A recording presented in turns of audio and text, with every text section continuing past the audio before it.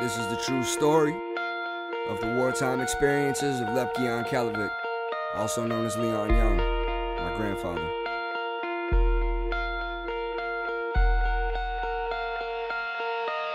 Let me tell you a story in its purest form about a young man caught in a hellfire storm. He was born mid-1920s in Poland, so I think you might know where this is going. Maybe it was fate.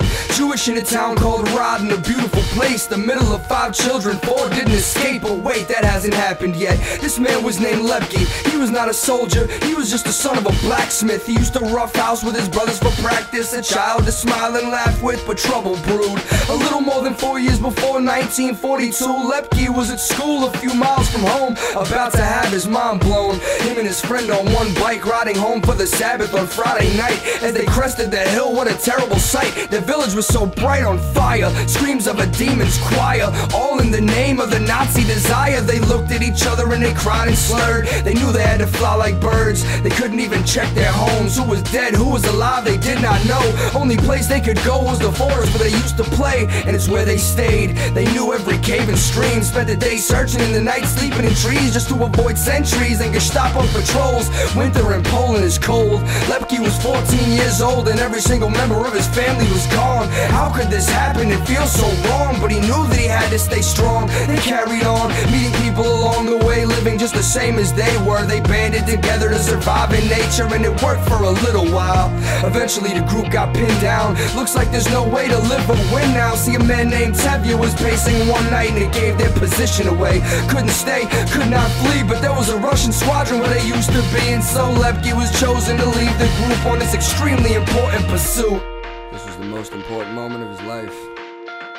Any kind of sound will draw fire. This would mean death for many, old and young, male and female alike.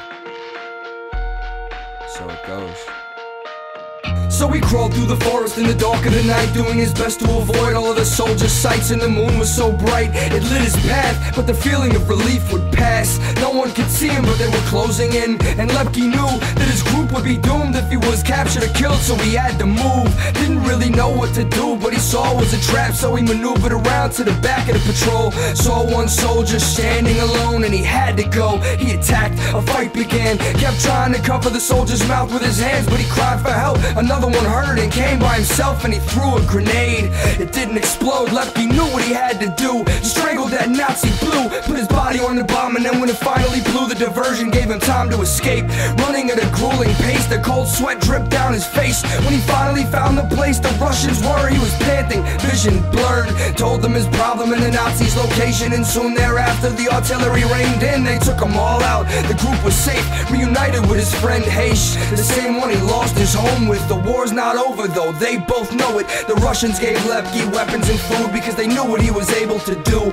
This whole story is true. The name is the same and the details too, and it doesn't end there. More was to come. Many Nazis fell to my grandfather's gun, and he was just one of many partisan forces in the woods and slums. And that's why on my armed survivor stamp, the Holocaust was more than camps.